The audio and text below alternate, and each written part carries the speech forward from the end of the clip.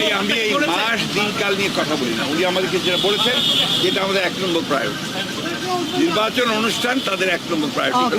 উনি ফিডব্যাক কি দিয়েছেন স্যার আপনাদের এই দাবি ব্যাপারে? উনি সব কিছু অত্যন্ত সহৃদয়তার সঙ্গে তারা দেখছেন এবং তারা মনে করেন আমাদের দাবিগুলো হচ্ছে জনগণের দাবি, আমাদের দাবিগুলো তাদেরও দাবি।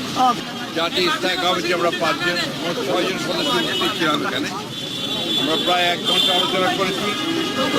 আলোচনাতে অত্যন্ত আরও পরিবেশে আলোচনা হয়েছে।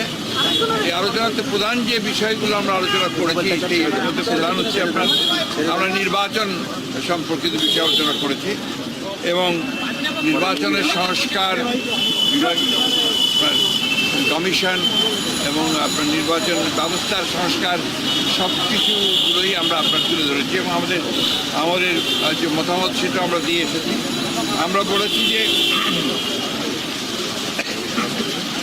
নির্বাচন কমিশনার নিয়োগ আইন স্থগিত করে প্রধান রাজনৈতিক দলসমূহ ঐক্যমতের ভিত্তিতে অনতিবিলম্বে নির্বাচন কমিশন গঠন করতে হবে এবং আমরা একটা রোড ম্যাপ দিতে পারি।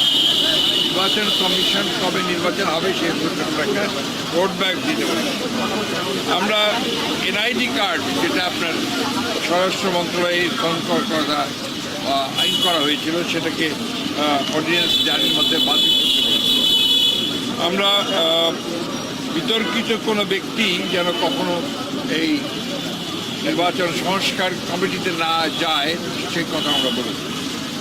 আমরা বলেছি যে ফ্যাসিস্ট সরকারের সময় প্রতারণার সাজানো ভুয়া ভোটের মাধ্যমে করতে সকল ইউনিয়ন পরিষদ বাতিল করতে বলেছি এবং 14, 18, 24 সালে যে সকল নির্বাচন কমিশন ছিল তার প্রধান নির্বাচন কমিশনার এবং কমিশনার সহ তাদেরকে ভুয়া নির্বাচন ব্যর্থ নির্বাচন একটা পক্ষপাতদুষ্ট নির্বাচন করার অভিযোগে তাদেরকে আইনের আওতায় আনার কথা বলেছি। আমরা বিচারপতি খায়রুল হক, যিনি আমরা মনে করি যে নির্বাচন ব্যবস্থাকে ধ্বংস করার জন্য মূল হোতা, তিনি তত্ত্বাবধায়ক সরকার আইন বাতিল করার মূল নায়ক ছিলেন, তার বিরুদ্ধে আমরা আইনগত ব্যবস্থা নেওয়ার কথা বলছি রাষ্ট্রদ্রোহিতা অপরাধে। আমরা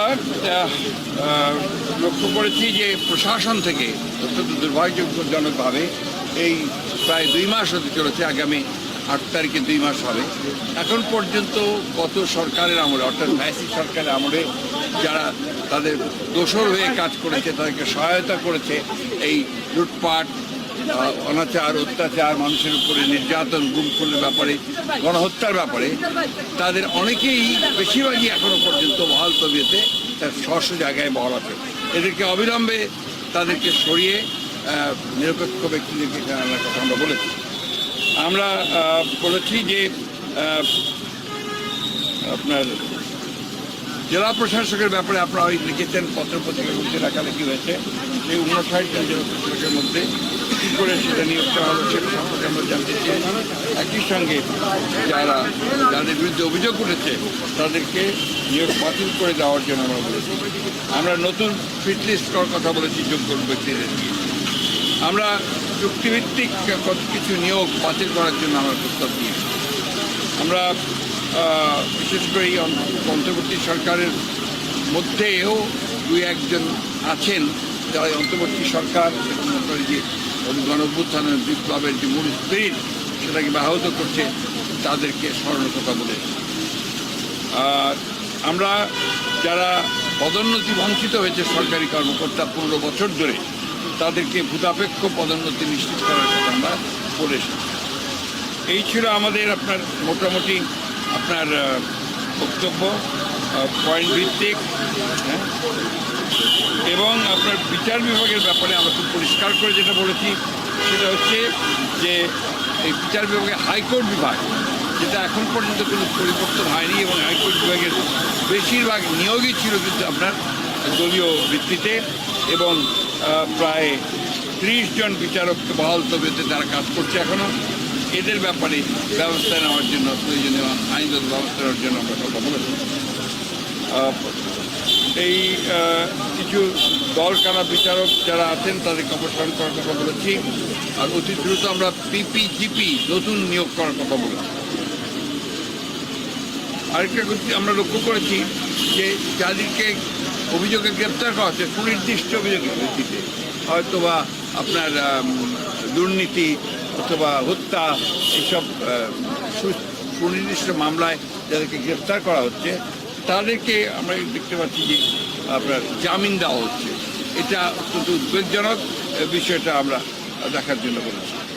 আমরা 2007 সাল থেকে 24 সাল পর্যন্ত 5ই আগস্ট পর্যন্ত আওয়ামী লীগের আমলে দায়েরকৃত সকল মিথ্যা মামলা, গায়েবী ভুয়া সাজানো রাজনৈতিক উদ্দেশ্য প্রণোদিত মামলাগুলোকে প্রত্যাহারের জন্য আমরা নীতিগত সিদ্ধান্ত ঘোষণা ও প্রত্যাহারের প্রয়োজনীয় ব্যবস্থা গ্রহণ করা হবে। কিছু আমলা, কিছু আপনার পুলিশ কর্মকর্তা, কিছু শুনতে পাই কিছু আপনার বিভিন্ন মন্ত্রণালয়ের লোকজনেরা এবং আপনার মন্ত্রীরা তারা দেশ ছেড়ে পালিয়ে যাচ্ছে। কীভাবে পালাচ্ছে, কার সহযোগিতায় পালাচ্ছে, সেই বিষয়গুলো আমরা দেখার জন্য বলেছি।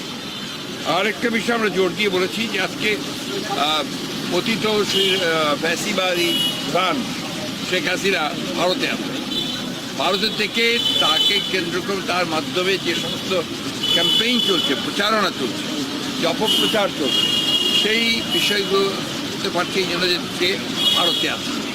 এই বিষয়টাকে ভারতের সরকারের সঙ্গে আলোচনা করার জন্য এবং তাকে ওই অবস্থা থেকে সরিয়ে দেওয়ার জন্য আমরা সরকারকে অনুরোধ করেছি। তারা ভারত সরকারের সঙ্গে নিয়ে কথা বলছে।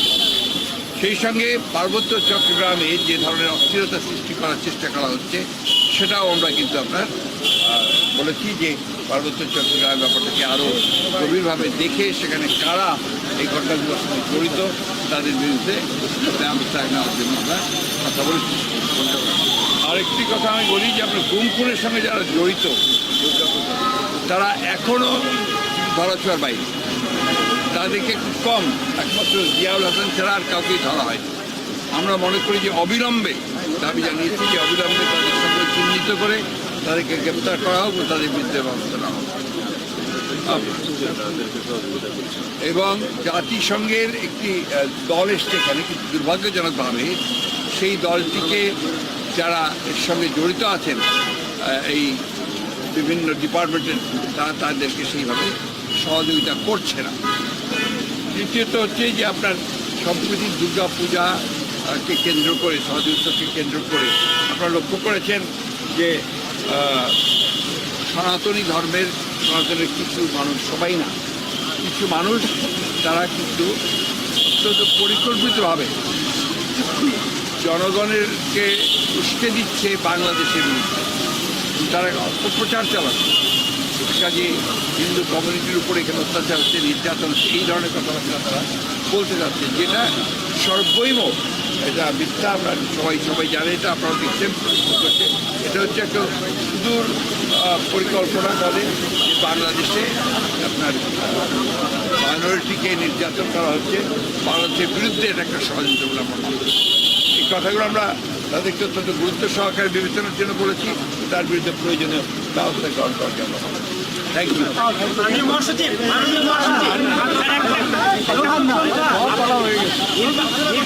নির্বাচনের রোডম্যাপের কথা আপনারা বলেছেন, মাননীয় উপদেষ্টা এই নিয়ে একটা কন্ট্রোভার্সি হয়েছে। ওনার সফরের সময় মাননীয় সেনা প্রধানও বলেছেন যে 18 মাস মধ্যে, এটা নিয়ে ওনারা আমি এই মাস দিনকাল নিয়ে কথা বলি না। উনি আমাদেরকে যেটা বলেছেন যেটা আমাদের 1 নম্বর প্রায়োরিটি, নির্বাচন অনুষ্ঠান তাদের 1 নম্বর প্রায়োরিটি।